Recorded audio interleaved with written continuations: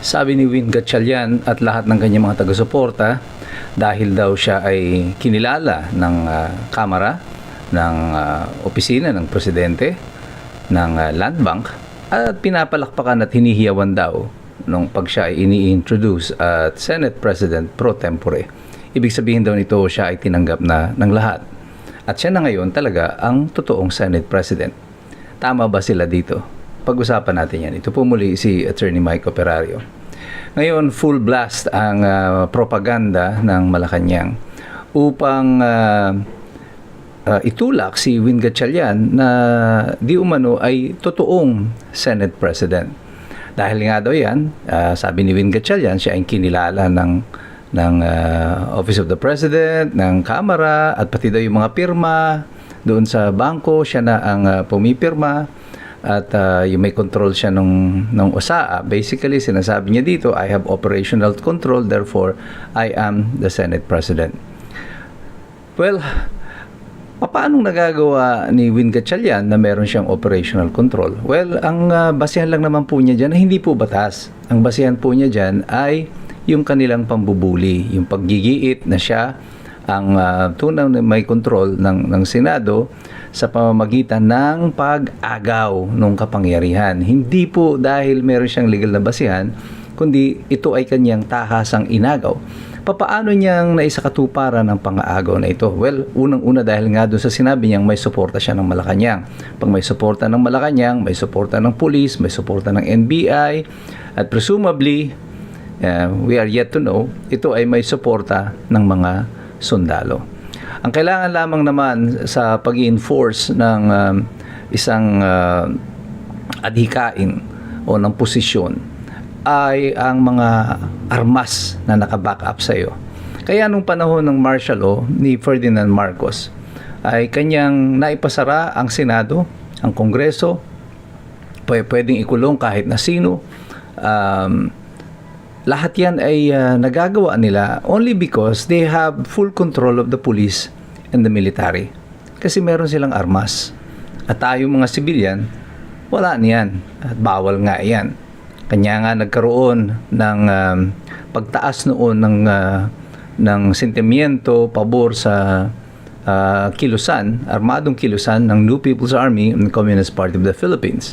At yan din po ang inaabangan talaga noon ng mga komunista. Actually, they were actually supporting na si Ferdinand Marcos ay magdeklara ng martial law.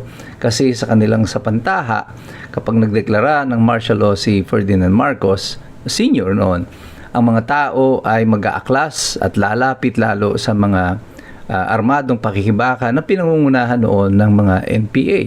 And that was their political theory.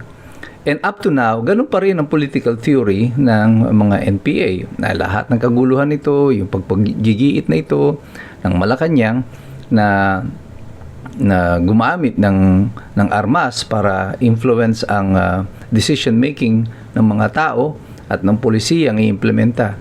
Sa tingin ng mga NPA, ito ay nakakatulong sa kanila because it is frustrating the people. And that is exactly what is happening. Nafo-frustrate po ang mga tao dito sa ginagawa ng Malacanang. At baka po, dumating yung panahon, baka nga, magkatotoo yung sa pantaha ng mga NPA na dumating tayo doon sa armadong pakikibaka. So makikita nyo yung pattern na ito ng panahon ng senior, Marcos Sr. at ng Marcos Jr. Parehong-pareho ang kanilang ginagawa. Ang nakakalungkot dito, yung mga dilaw, yung mga pink, yung mga supposedly ay mga progressives na dapat ay nag-aral naman ng kanilang kasaysayan ay parang hindi naiintindihan kung anong nangyayari sa ating bansa sa kasalukuyan. That is why ang mga taong kagaya ko at yung mga iba pa na naniniwala sa turo at aral ng kasaysayan ay kailangan tumayo at manindigan sa panahon na ito. At kahit na po at the risk of serious repercussions on our part, ay ihahayag natin ang totoo kasi to be silent is not an option dahil nakita na natin ito naranasan na natin ito noon. Isa tayong hangal kung tayo ay tatahimik na muli at hahayaan natin na dumating ito muli doon sa sitwasyon na yan. Alam na natin ang ending nito. Magkakaroon ng consolidation of forces sa iisa na namang individual at dahil may pagpayag ng karamihan tayong lahat ay voluntaryo magsusuko ng ating mga karapatan. At yan ang hindi natin dapat gawin sa kasalukuyan. Ang paggamit ng armas at mga puwersa na ito para isulong ang isang bagay na labag sa ating konstitusyon ay hindi po makatarungan. At yan ay sumasalungat sa bawat turo ng kasaysayan, sa mga bagay na atin ang naranasan. Hindi palakpak, hindi ang recognition ng Malacanang o ng Kamara ang nagsasabi kung tama kayo o mali. Yung batas, yung konstitusyon. At sa batas, sa konstitusyon, malinaw na malinaw, hindi si Sherwin Gatchalian ang Senate President. Alam niya yan. Alam yan ng Malacanang, ng House of Representatives. Alam din ito ng mga pink at ng mga dilaw na ngayon ay pumapalakpak pabor kay Sherwin Gatchalian. Pero sa inyong kahangalan, gusto nyong isama kaming lahat na mga sambayan ng Pilipino. Sa kahangalan na ito, huwag lang maiupo si Cayetano bago magkaroon ng impeachment. This is desperate time sa panahon po ng mga administrasyon ng pink, ng dilaw, ng mga NPA na nagsama-sama laban sa isang individual kay Sara Duterte. At sa sitwasyon na ito na meron tayo sa kasalukuyan, ang aral ng kasaysayan ay malinaw. Pag hindi kayo tumindig ngayon, pag hindi nyo nilabanan ng ganitong sistema, tayo rin bandang huli ang magbabayad dito. Hindi palakpakan, hindi ang recognition ng Malacanang ang kailangan. Sa totoo lang, ito lang ang Senado na nakita ko since the EDSA Revolution or even prior to EDSA Revolution na tuwang-tuwa na pinangangalandakan na sila ay tuta ng Malacanang.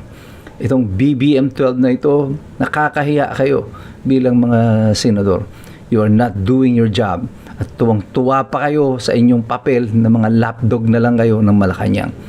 This creates the checks and balance provided for by the Constitution as futile, inutil ang sistema ng checks and balance kung ganyan kayo. Ang Senado has always been known as the opposition because apart from the President, siya lang ang nationally elected office na ini-elect ng buong bansa. That's why many of those who ran for President or later become part of the opposition always comes from the Senate. At alam niyan ng Malacanang. And therefore, ang ginagawa nila ngayon ay ginigiba itong Senado bilang isang institusyon. At yung mga pumapalakpak sa kasalukuyan, kayo rin bandang huli ang tatamaan yan. Eventually, the Senate will be erased and it is because of your own evil wrongdoing.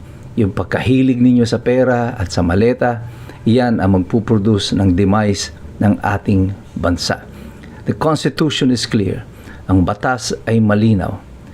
Si Cayetano pa rin ang Senate President. Kaya tayong lahat, patuloy tayong makilahok dito. Patuloy tayong magmasid. Patuloy tayong mag-aral. Sapagkat mahirap makialam ang taong walang alam. God bless you. God bless us all. Mabuhay ang Republika ng Pilipinas.